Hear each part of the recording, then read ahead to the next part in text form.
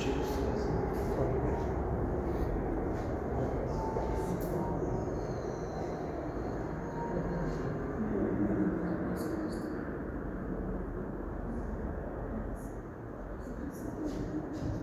Boa noite. Estão ouvindo? Então, queridas irmãs, queridos irmãos, estejamos em paz e permaneçamos na paz suave e amorosa de nosso Mestre Jesus, que a todos aguardava na noite de hoje, através dos amigos espirituais desta Casa do Evangelho, nosso patrono, Dr. Bezerra de Menezes. O tema que nos foi proposto consiste na parábola do semeador.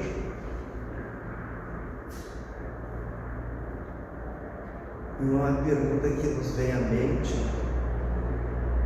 por que Jesus falava de parábolas?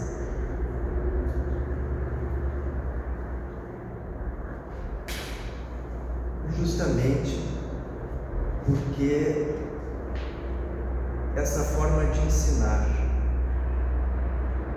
de expressar, ela traz e se faz através de uma história que nos enseja, que nos proporciona uma profunda reflexão. E começamos a nos questionar: quem somos nós nessa parábola? Quem somos nós nessa história? E ele se utilizava nas suas histórias, nas suas parábolas, daquele contexto, daquela situação que era vivenciada, que era vivida pelas pessoas de sua época, pelos seus amigos, pelos seus vizinhos, pelos habitantes daquela região. Jesus vivia fundamentalmente entre pescadores, entre pastores, entre camponeses, donas de casa. E ele então se utilizava daqueles elementos do dia a dia, do cotidiano, que eram fáceis de as pessoas compreenderem. Daí porque ele falava no bom pastor, ele falava na colheita, na semente, na moeda, porque eram expressões que eram de todas conhecidas naqueles dias. Essas parábolas, essas histórias, todas tinham um fundo moral muito profundo.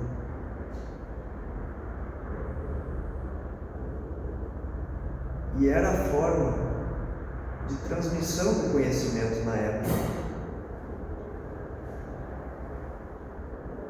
Porque, ao contrário de hoje, em que nós temos tantos recursos, era através da transmissão verbal dos ensinamentos e conhecimentos, porque eram poucos aqueles que tinham acesso à escrita. Então era através da oralidade dos ensinamentos, se transmitiam de geração a geração e se perpetuavam no tempo e no espaço. Por isso, então, Jesus se utilizou em várias ocasiões, em várias oportunidades, dessas parábolas, que vieram, então, a avançar mais de 2000 anos e chegar até nós.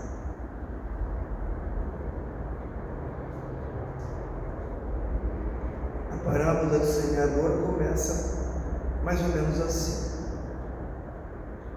eis que o semeador saiu a semear.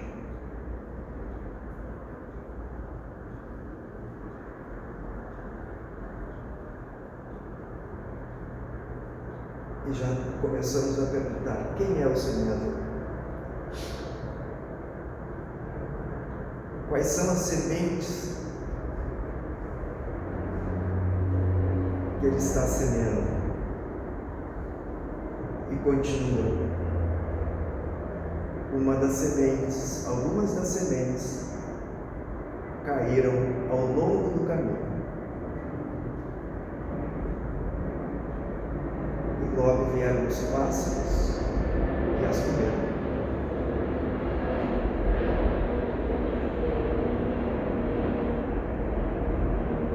Outras sementes caíram entre pedras.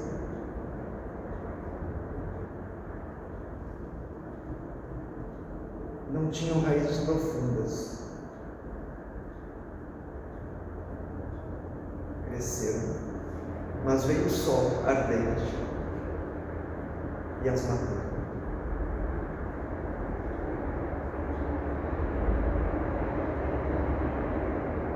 Outras sementes caíram entre espinhos.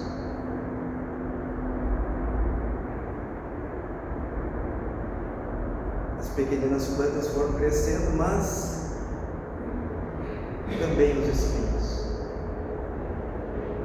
que as sufocou.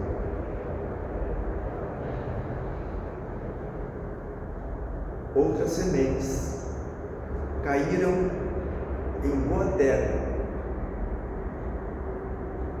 umas produzindo 100 frutos por um, outras 60, outras 30.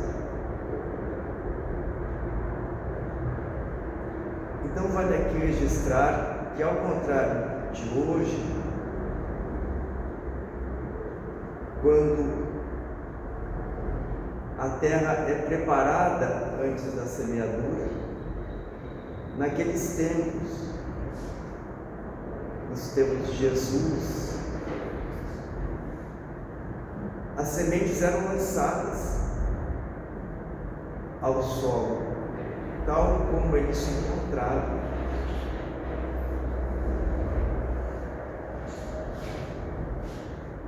Então havia naquele solo, onde ocorriam as plantações, aqueles caminhos em que as pessoas transitavam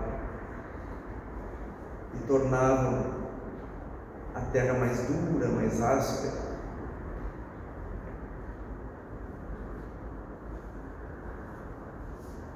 As sementes também ficavam expostas, nestes primeiros momentos, ao sol ardente.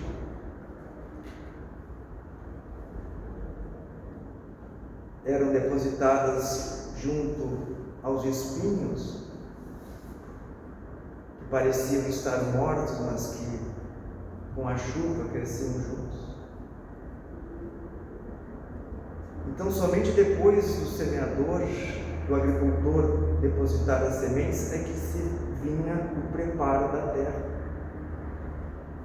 Por isso essa simbologia, por isso que todos aqueles que escutavam a parábola tinham condições de visualizar exatamente sobre o que o Divino Mestre estava falando.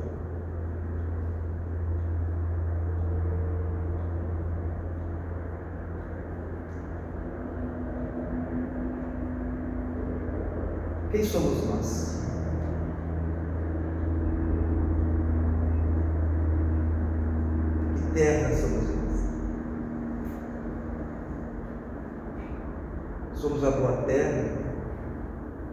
estamos entre espinhos, entre pedras, ao longo do caminho. Essa é a reflexão.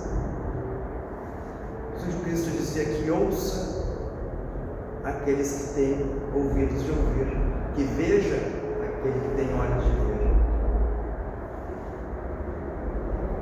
E ele acrescentou, esclarecendo esta parábola,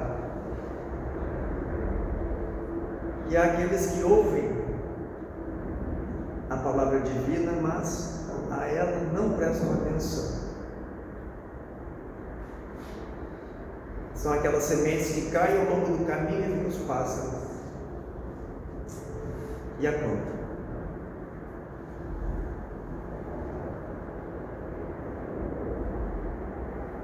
Aqueles que são semelhantes à situação em que a semente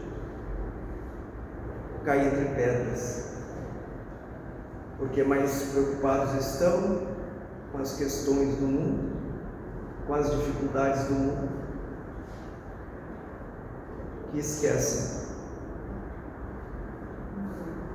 do ensinamento, que esquecem da semente. Aqueles em que a semelhança da situação dos espinhos se alegram com a palavra, com o ensinamento, mas vêm as dificuldades, as dores, os desafios, e dela esquece. E há, porém, aqueles em que a semelhança da boa terra recolhe o ensinamento,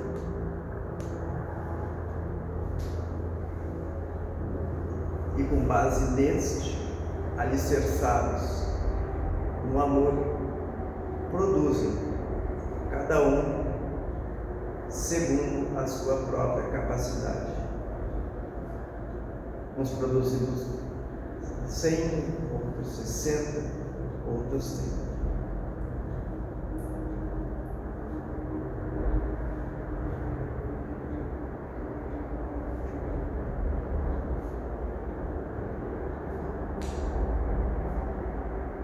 O semeador saiu a semear. As leis divinas, os ensinamentos divinos, a existência de um Deus amoroso e bom, a necessidade do exercício da lei do amor, da solidariedade, da fraternidade, são ensinamentos que chegam a nós e a toda a população, a todos os espíritos encarnados e desencarnados, de uma forma igual.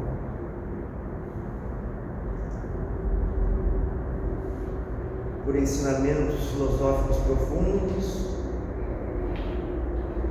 pelas diversas doutrinas religiosas, todos na Terra temos acesso e temos conhecimento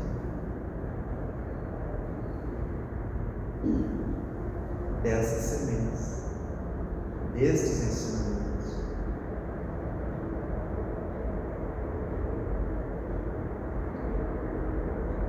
Porque, sendo Deus a inteligência suprema do universo, a causa primária de todas as coisas, conforme consta na questão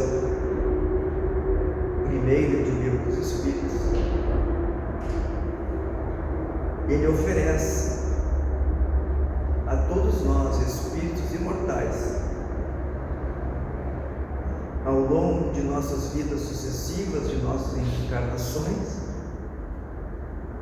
as luzes necessárias para que venhamos a compreender quem somos, de onde viemos e para onde vamos, a compreender a nossa cidadania espiritual. A todos.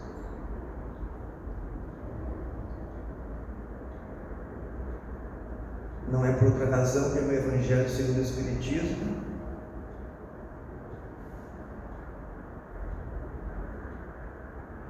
consta que Deus lança chuva generosa sobre bons e maus, justos e injustos. Então Deus, em sua bondade, em sua misericórdia, nos ofereceu Jesus como divino semeador, que trouxe as bases para uma vida feliz de todos nós, encarnados e desencarnados. Mas como estamos recolhendo estes ensinamentos? Como os estamos vivenciando na nossa jornada? E a pergunta que se impõe: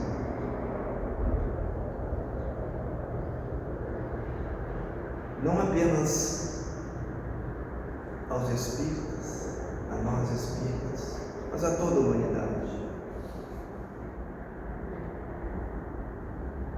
O que estamos fazendo do conhecimento das leis divinas?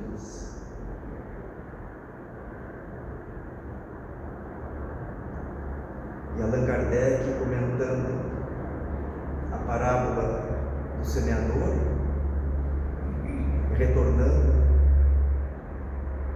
a seara espírita, particularmente,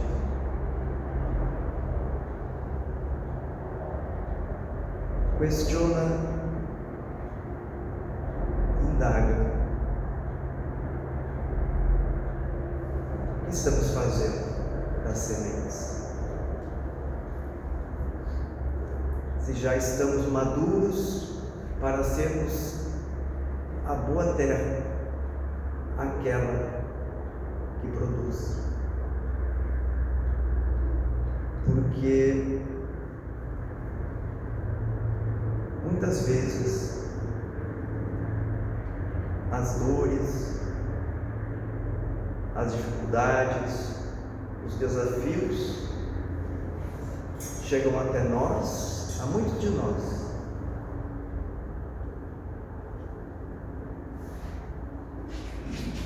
ou em outras oportunidades, aquelas alegrias que diríamos transitórias.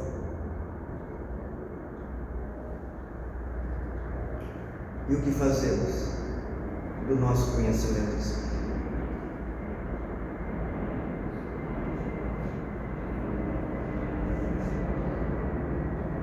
Nós conhecemos as complicações do mundo espiritual. Muitas vezes a escutamos diretamente, vemos a presença de nossos benfeitores desencarnados ao nosso lado. Fazemos palestras, assistimos palestras, damos o passo e recebemos o passo. Temos as nossas atividades. Mas temos que cuidar para que esse conhecimento venha a frutificar em nosso favor e em favor do nosso próximo. Porque não podemos esmorecer frente a essas dores, a esses desafios, a essas dificuldades que inevitavelmente chegarão até nós. Mas não nos deixarmos tocar pelos espinhos da dor, da ingratidão, e esquecermos a nossa condição de espíritos imortais em evolução aqui na Terra.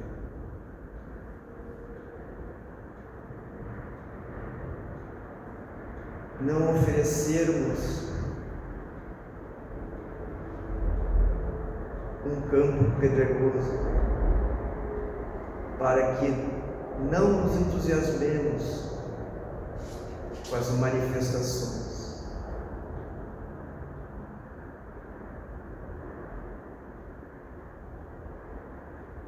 Porque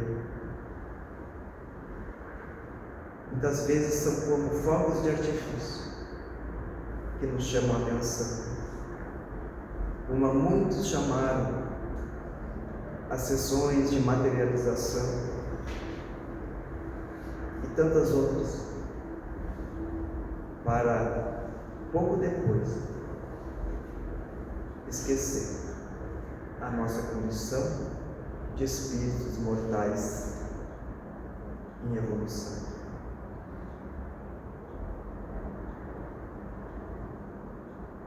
Dessa forma, sempre recordar Jesus,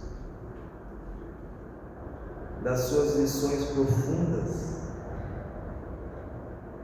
dizendo da necessidade de nós estarmos atentos aos nossos pensamentos, aos nossos sentimentos, às nossas emoções, para que possamos trabalhar sinceramente,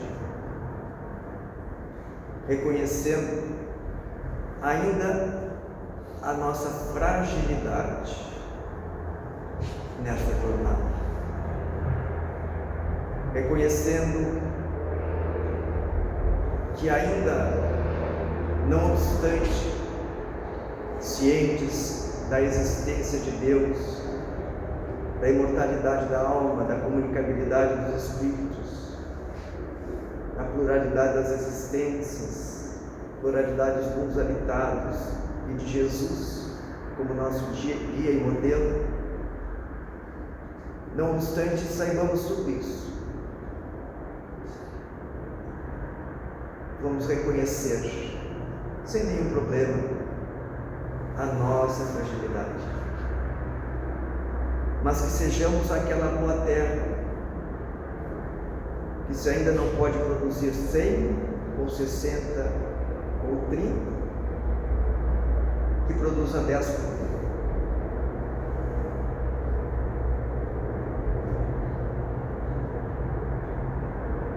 Porque é assim,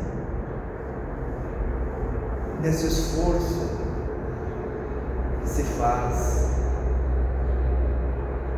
dia a dia, ano a ano, existência a existência, que nós vamos agregando valores e conhecimentos espirituais para nos fortalecer cada vez mais e vencermos a nós mesmos.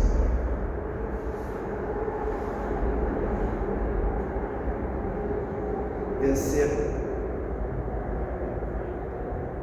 aos nossos sentimentos que ainda não estão naquele nível ideal, mas com a alegria de viver, com a alegria de estarmos procurando fazer o nosso melhor. Talvez ainda não seja o ideal, mas diz o Evangelho: conhece-se o verdadeiro espírita pela sua transformação moral, não pela sua perfeição moral, já o dissemos, pelos esforços que ele faz para domar as suas más inclinações, tornando-se hoje melhor do que ontem e amanhã, certamente melhores do que hoje. Abençoada doutrina que nos fortalece nessa jornada.